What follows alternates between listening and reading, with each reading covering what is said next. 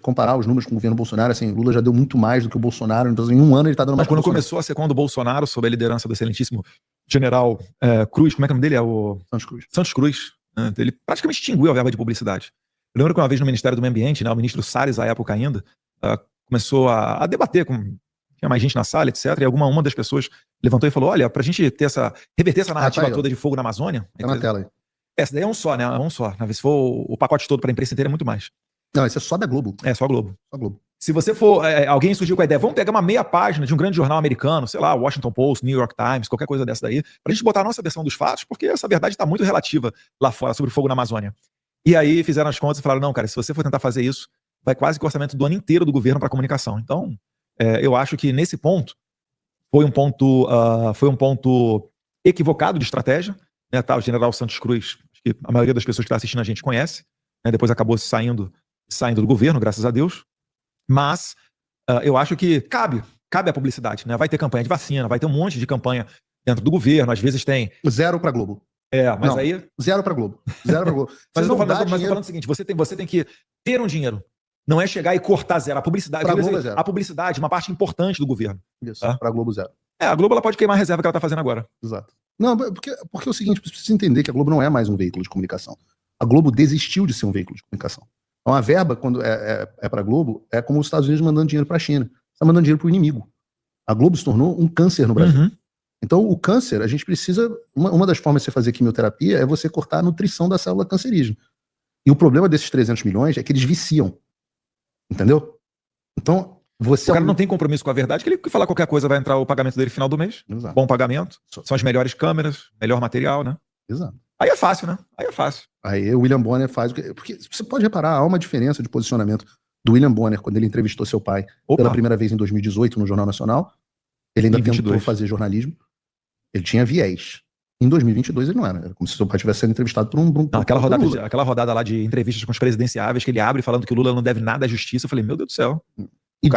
Dizem, e eu ouvi isso, não posso confirmar, portanto, tratem como um rumor, mas a pessoa que me disse é uma pessoa de dentro da Globo, do Jornal Nacional, que me falou que o Lula recebeu as perguntas antecipadamente. Lembrou a Kamala Harris aqui também. Eu digo isso porque nos Estados Unidos a gente sabe que isso aconteceu com a Kamala Harris. Uhum. E aconteceu antes disso com a Hillary Clinton. Então a gente sabe que esse é um procedimento da esquerda. No caso do Jornal Nacional, eu não tenho como comprovar, mas recebi de boa fonte que isso aconteceu. Boa, ótima fonte. Né? Porque tem gente muito boa dentro da Rede Globo. Com certeza. Mário Frias. Não, aí já um abraço aí, Mário Frias. Coitado do Mário Frias, ter passado ali no teste do sofá do Wolf. O tempo difícil, ficou traumatizado até hoje. Eu morro de rir. Quando ele faz alguma coisa, alguém não gosta, ele já bota aquela foto dele lá de sunguinha abaixando assim. Pô, não dá não. Coitado do Mário Frias. Foi quase um prisioneiro de guerra do Vietnã. Mas fez a escola boa, né? Porque conhecendo de dentro ali, ele sabe como é que a banda toca. É engraçado, né? É positivo você fala com o Mário Frias, ele fala, esse negócio aí de... Entendi o cara sobe na carreira, sei lá o quê, vira ator, protagonista da novela das 8, depois ele vai lá pra baixo, etc. Ele vê esse ciclo acontecendo, puxada de tapete de um do outro dentro da Globo pra conseguir chegar mais longe. As festinhas também, né? De um monte de boato lá que rola, né? Ou verdade. Então, assim, é uma experiência de vida que, se você conseguir sobreviver e hoje tá do lado certo da força, tem que ser dado valor a isso. Eu aprendo muito com o Mário Frias. O Mário Frias é um grande deputado. A única coisa que Vários vocabulários você aprende com ele, né? Não, eu só torço pro Mário Frias parar de tretar com o Nicolas, que eu não gosto de ver meus amigos brigando. Eu torço pro Nicolas, mas ele não dá abraço em 3/8, gente que chama o Bolsonaro de cadela, né? Acho que aí já vai acabar toda a treta já. Mas vamos lá, não vamos entrar em treta não. Não. Eu sou o cara da paz, né? Eu tô naquela posição bacana de pedir a união da direita, sabe? Aquele clichê da união da direita.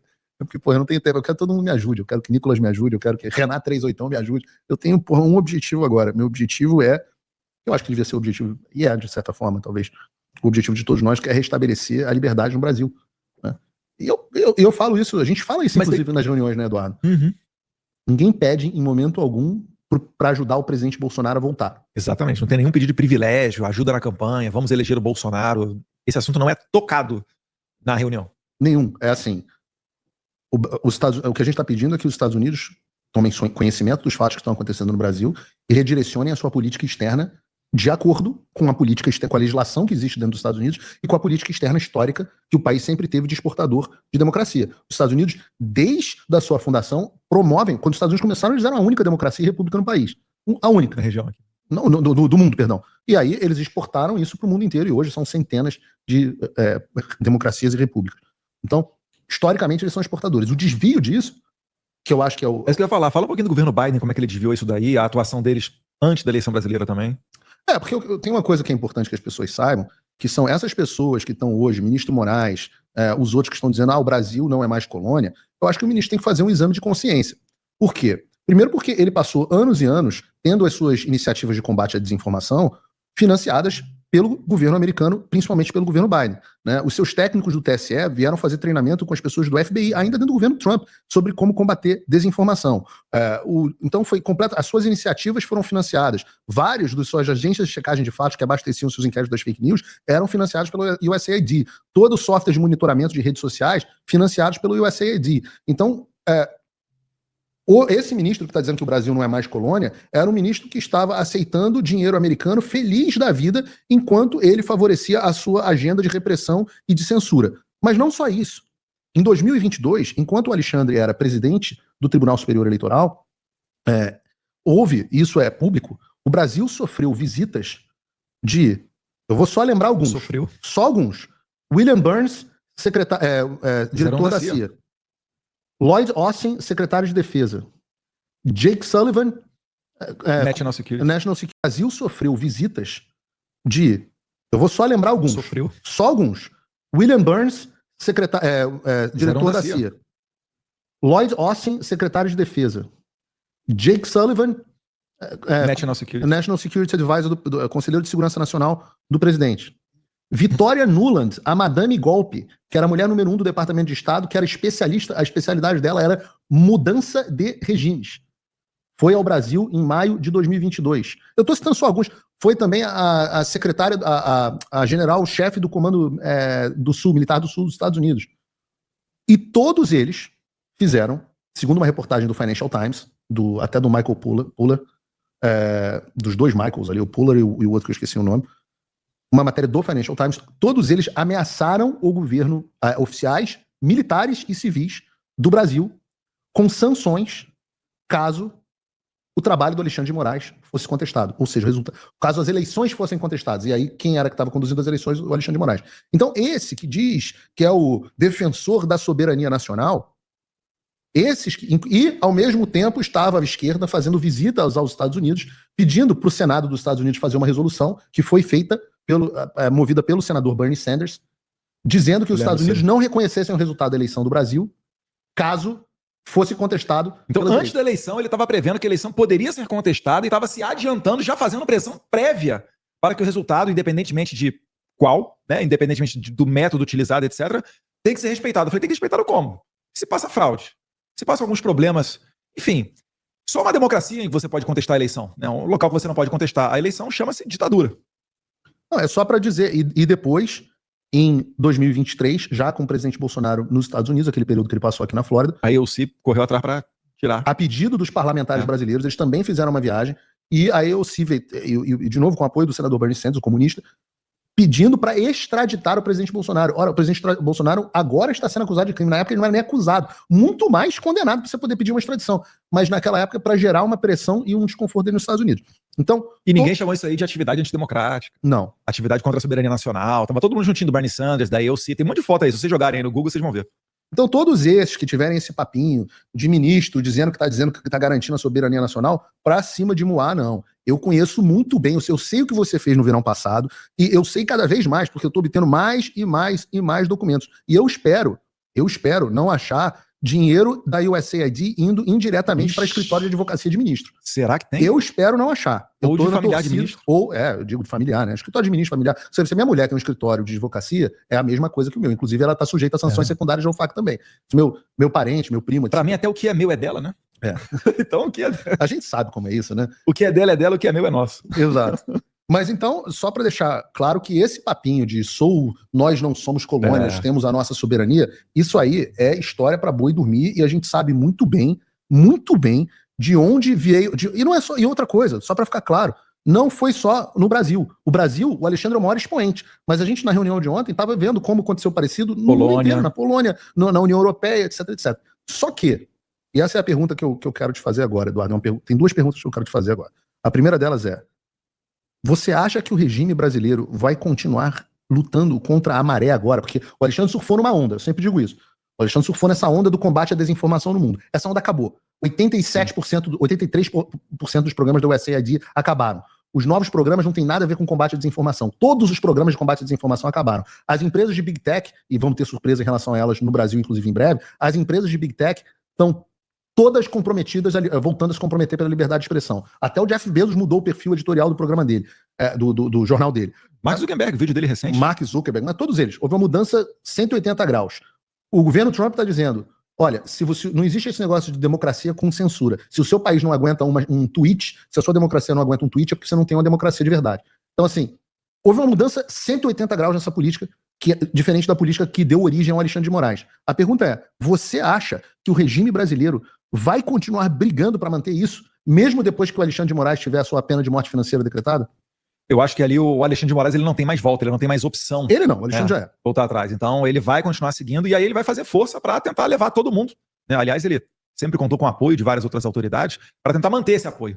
Só que cada vez mais eu vejo o Alexandre de Moraes se transformando num leproso. Se ele tomar uma sanção dessa, ninguém vai negociar com ele, ninguém vai fazer viagem ao exterior com ele, ninguém vai querer estar próximo dele. Ele vai ter muita dificuldade, né, do escritório de advocacia da sua esposa em continuar angariando clientes, né, com causas dentro da Suprema Corte. Então, assim, o Alexandre de Moraes eu vejo como um caso entre assim, perdido nesse ponto. Né? Os demais, eles pelo menos vão ter o privilégio de poder tomar uma decisão. Tá? E eu não estou falando isso aqui em tom de ameaça, até porque eu não tenho influência nenhuma sobre o que a Casa Branca ou o Congresso americano podem fazer, mas como vocês estão percebendo, é natural aqui que se o Alexandre de Moraes cai e alguém resolve pegar essas bandeiras de censura e levar adiante, vai acabar tendo o mesmo destino do Alexandre de Moraes.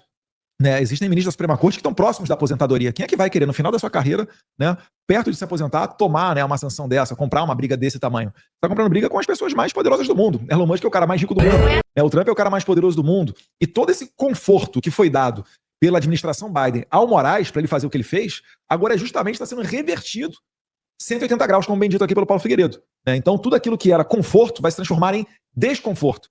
Então eu acho que no começo eles lutam ainda um pouco para tentar manter as aparências, mas depois, quando o custo Alexandre de Moraes ficar muito alto, meus amigos, em Brasília, cada um só está preocupado com o próprio umbigo, né? A maioria das pessoas, né, das autoridades. Então, eu vejo que é o seguinte, quando der o tapa ali em cima daquele ninho de insetos, vai sair voando tudo quanto é canto aí, etc. Eu acho que não vai se sustentar em pé.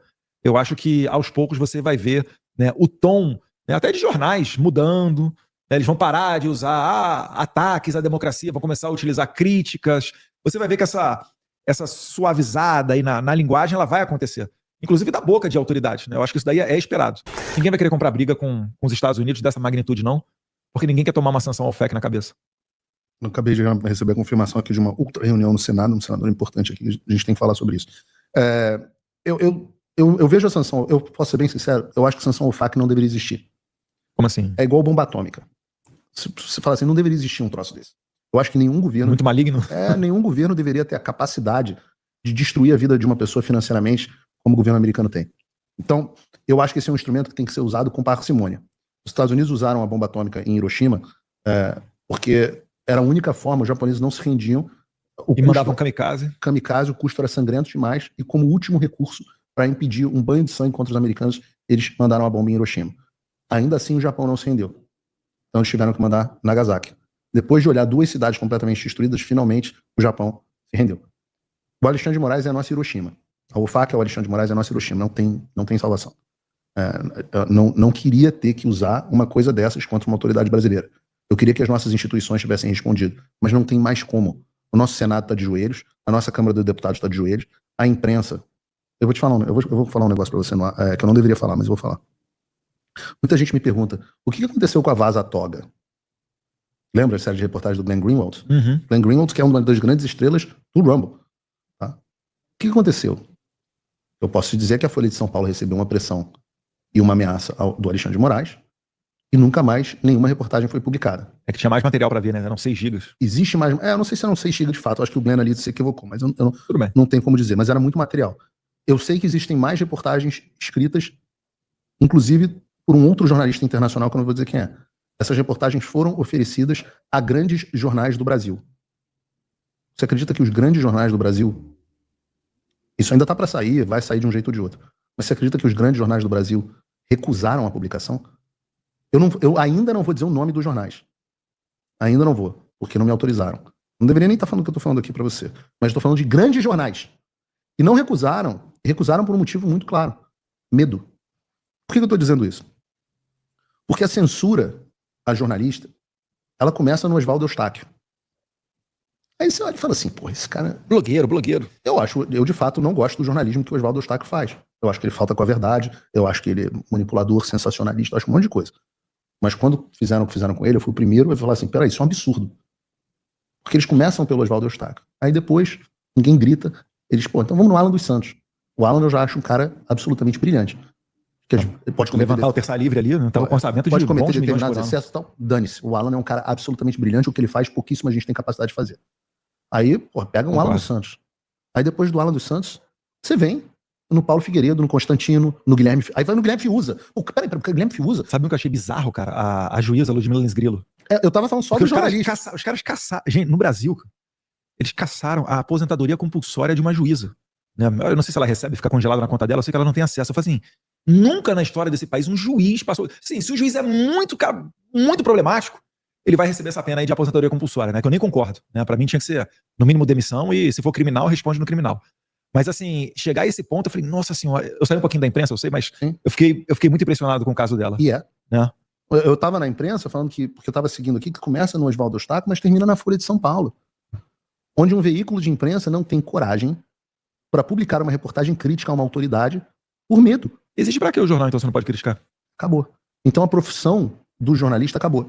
Eu sou um tipo... As pessoas falam assim, Paulo Figueiredo, você não é jornalista. Você confunde repórter com jornalista. Eu não sou. Jornalista, tem várias formas de você fazer jornalismo. Você tem um jornalista repórter, que simplesmente reporta os fatos. Você tem o apresentador, que é ninguém simplesmente lê a notícia. Você tem o comentarista de opinião. Eu, no caso, o que eu sou é um... Eu sou muito claro no meu papel. Eu sou um polemista. Eu sou a versão pobre de outro Paulo que veio antes de mim, que é o Paulo Francis. Eu sou o que o Brasil merece, o Paulo Francis que o Brasil merece atualmente. Você tem que se contentar com essa porcaria aqui. Mas eu sou um polemista. O polemista é um tipo de jornalista. Mas nós precisamos de jornalista em todas as áreas. Então, quando você protege o Oswaldo Eustáquio, que é o tabloideiro, vamos chamar assim, cara, você está protegendo o Glenn Greenwald, o prêmio Pulitzer. Você está protegendo a Natuza Neri. Você está protegendo o Fausto Macedo. Estou dando um exemplo aqui, só para dizer assim... Você está protegendo todos. Você está protegendo um instituto. O cara achar que vai ser ok pedir para derrubar o Alan dos Santos e que isso não vai voltar para morder ele, e já voltou. Já voltou. O que eu quero dizer para vocês é que já voltou. Este é a situação do Brasil, onde os veículos de imprensa, e eu vou divulgar os nomes, pode ficar tranquilo que eu vou divulgar os nomes de todos os veículos que recusaram por medo, porque vocês que recusaram por medo têm a responsabilidade de vocês. Vocês têm a responsabilidade de vocês. Eu sofri as consequências de falar o que tinha que ser falado, vocês têm que sofrer também. Isso é a responsabilidade. O Eduardo está sofrendo, todos têm que sofrer. Eu também falo parlamentar que fica com medo e deixa de fazer o seu trabalho. Acabou. Mesma coisa jornalista. A gente tem uma obrigação moral. Né? O Jordan Peterson tem uma frase que é muito boa. Ele fala assim, se você tem algo a dizer, o silêncio é uma mentira. Boa. Essa frase interessante, eu nunca tinha ouvido ele falar, não. Yeah. You have something to say. Jordan Peterson talvez seja o... Entre aspas, né? Depois da morte ainda do Roger Scruton, acho que o Jordan Peterson está ocupando esse lugar aí de internacionalmente. Ser um cara que... tem uns 6 meses. Alguém já te falou que você deveria ser psicóloga? E se eu te falasse que para ser terapeuta, você não precisa fazer nenhum... Me entrevistou, eu viajei pra lá, foi em Phoenix, se não me engano. Eu ia com você, ele cancelou, mudou a data, eu cheguei aí pro Texas, lembra? Aí ele mudou a data de novo, eu não tinha mais voo pra voltar. Não, vai haver outras oportunidades, se Deus quiser. O Jordan Peterson, ele é brilhante. Mas esses casos todos aí, né, falei da Ludmila Lins Grillo, inclusive, né, tô começando a achar assim que os melhores juízes do Brasil são aqueles que recebem aposentadoria compulsória, né, mas justamente por defender o certo, né, eu lembro da doutora Débora Faraitoni também, juíza lá de São Paulo, que acabou sendo aposentada porque soltou muito policial militar, né, então ela não se permitia condenar policiais militares, obviamente, né, naquelas situações de troca de tiro, etc, né, que sempre tem uma pressão da mídia que quer condenar o cara a todo custo, ela não se dobrava a esses apelos, absolvia, acabou pagando o preço disso daí, né? Foi aposentada compulsoriamente. Né? É um caso que não está dentro aí desse escopo todo aqui da censura, da perseguição do Alexandre de Moraes, mas também mostra, né, que a nossa sociedade ela está doente. Quando a gente não entende, por que morre tanta gente assassinada no Brasil, por que as nossas taxas de criminalidade são altas, é porque não existem mais doutoras como a Débora Faraitoni. Né? Se tivesse a maioria de Déboras Faraitonis, o Brasil ia ser igual ao Texas, né? Ia ser igual a Flórida, ia ser um local civilizado, onde o bandido teria medo de cometer os seus delitos. Mas, como o cara sabe que a sua vítima está desarmada, como ele sabe que nada acontece com ele, que tem até ONG, né, e atividades, às vezes até institucionais, dedicadas a defender esses bandidos, aí eles fazem tudo isso, né? Então, isso daí é um sinal de que o Brasil realmente está com uma febre muito alta, esse câncer está muito grande, e se a gente não conseguir aplicar agora os remédios corretos, né, os remédios diplomáticos corretos, depois eles não vão surtir efeito, né? Vai ser dar aspirina para quem está com câncer, não vai adiantar mais nada. Eduardo, uma pergunta, para a gente já se aproximar aqui do encerramento. Toda essa pressão que estão fazendo em cima de você, você vai ceder? Não, uma coisa é certa. A gente, obviamente, a gente olha o regime se comunicando, mandando os seus recados. Poxa, vão tirar o seu passaporte. Poxa, vão prender. Tá, mas é o que eu falo. Qual a outra opção que a gente tem? É baixar a cabeça para essas pessoas e deixar o Brasil viver na mão das esquerdas? A todo momento um Lula sendo reeleito, ou ele sucedendo alguém, e o Brasil sendo esse país maravilhoso, cheio de recursos, talvez até mais do que dos Estados Unidos. Talvez não, mais do que os Estados Unidos. E vendo gente morrendo na pobreza. Então, não tem outro caminho, né? Me calar não vão me calar. A gente sabe que para isso o regime vai ter consequências, né? Fala-se abertamente aqui inelegibilidade de Eduardo e Flávio Bolsonaro até, né? Então a gente tem uma visão bem clara de como você trava essa batalha, né? Você não tem mais nenhuma possibilidade de negociação, você não tem mais portas abertas, e já se foi demonstrado que no passado, quando isso foi tentado, não foi frutífero. Ficaram conhecidos, inclusive, por um apelido muito carinhoso, de Acordos Caracu. Eu tenho que concordar. Mas... Também conhecido como Acordo 68, você sabe por quê, né? 68? É. 68 é aquela posição onde você me chupa e eu fico te devendo uma. Cara, nada a ver. É 68. Aí, Paulo Figueiredo também é cultura, tá vendo? Exato, Acordo 68. Uma das coisas fazer muito Acordo 68. Uma das coisas que o professor Olavo de Carvalho falava também, né, é que você não combate uma ditadura de dentro da ditadura. Se você for pensar, o que um cubano pode fazer para derrubar o regime cubano? Olha, pode ir pra rua, pode tentar subverter a ordem, etc, e tal, né? A maior fazenda de escravos do mundo hoje, Cuba, mas é muito difícil de você conseguir reverter aquele regime ali. Inclusive as pessoas que foram, se não me engano, até ano passado pra rua, saíram as condenações delas,